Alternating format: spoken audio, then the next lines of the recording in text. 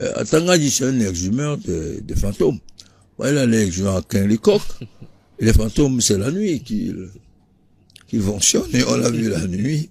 Je suis brefissement allé déposer sa candidature. C'est la nuit aussi qu'il a traficoté avec Atangadi pour enlever mon nom du site de l'administration territoriale, dont le serveur est à l'intérieur de l'administration territoriale, donc il a pu avoir accès. Lui-même dit que les responsables de l'ATLU donnent des documents de ce qu'on écrit. Donc c'est en parfait accord, en parfaite symbiose avec l'exhumeur des corps qui a Atangadi. Alors, on évoquera tout à l'heure le contentieux en cours. On parlera également des rapports entre le Manidem et le MRC, de ce que les gens qualifient de contrôle orienté du professeur Maurice Kamto et de Anissé Ekane. Mais pour finir avec, je sais pas, je peux pas parler de vider le contentieux, mais pour finir avec cette phase-là. En 2020, qui investit pour le compte du Manidem les candidats aux élections municipales? Ben c'est moi qui investis toutes les listes lors de l'élection 2020. Il n'y avait pas que celle qui a gagné le César Bombard, il y avait plein d'autres candidats. Et il n'y a eu aucune contestation ni de Yebga, ni de l'ECAM. C'est pour ça que c'est surprenant, cette exhumation des corps de Yebga à Kélikok. Il a participé à plusieurs émissions où il y avait un représentant du Manidem.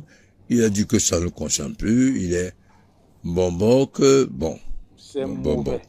Tout le monde est Bombok aujourd'hui. Et il est représentant d'une association de consommateurs.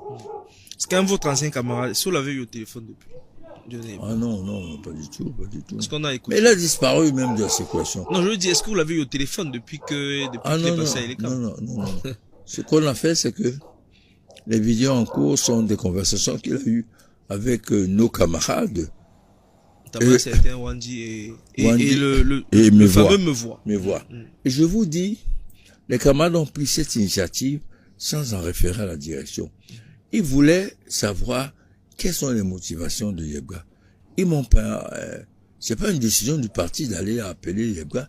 Ils ont fait ça en toute conscience, se disant que bon, comme ils avaient été peut-être proches de Yebga, ils vont comprendre.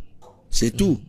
Et donc c'est eux-mêmes qui nous ont dit que bon, c'est de causer avec Yebga, mais bon, je peux vous dire que si Yebga était venu dire que je vais sortir un peu d'argent, c'est bandit qui dirige le pays, puisque c'est l'argent volé, bon, mais je n'irai pas loin, on n'aurait pas dit non. Parce que c'est de l'argent public. Et si il participe d'une manière ou d'une autre à le récupérer, ça ne nous gêne pas. Mais dans son attitude, ce qui nous gêne, c'est qu'il dit qu'il est prêt à tout casser. À tout gâter, comme il a dit. Que chez nous, les bassards, ce qu'il faut. Quand on n'est pas content, on gâte tout. On gâte tout quoi? On gâte tout le pays. On a un tout petit peu parlé du ministre de l'administration territoriale tout à l'heure. Lui qui s'est exprimé d'abord avant la publication des candidats retenus par l'ECAM, qui s'est également exprimé après, mettant en garde mettant en garde par rapport aux désordres, etc. Vous retorquez à Tangandi non Mekere. Non, on lui dit que le chef du désordre, c'est lui. La preuve. Qui envoie les gendarmes bousculer les gens qui veulent entrer au siège du Manidem? Qui décide que quand on ne sera pas candidat, relayé par le Grégoire Ona, Ona Guinée, ils ont décidé que quand on ne sera pas candidat, donc eux-mêmes ils ont décidé que le désordre va commencer. La police a envoyé les gendarmes nous bousculer. Ils ont bousculé les militants, ils ont empêché à la presse d'accéder à notre site. Donc le chef du désordre, c'est Moulinex. Mais il risque de, en broyer ses propres mains. C'est ça le problème. Et on lui a dit ne pas faire d'erreur. En fait, lui, le gouvernement, etc. Non, mais qu'erreur. Non, mais qu'erreur, quand on dit ça à quelqu'un, ça veut dire que fais gaffe à ce que tu vas faire. Ça veut pas dire on va faire le désordre. Mais on lui dit fais gaffe aux décisions, à la démarche, aux positions que tu vas prendre. Atangandi m'a dit que le vendeur d'œufs ne cherche pas de problème. Visiblement, vous n'en vendez pas. C'est lui qui vend les œufs. On lui dit alors non, mais qu'erreur, ne va pas à la bagarre. Parce que les œufs vont se casser. Tout à fait. Parce que j'ai dit à un source qui a la responsabilité historique du début de cette affaire.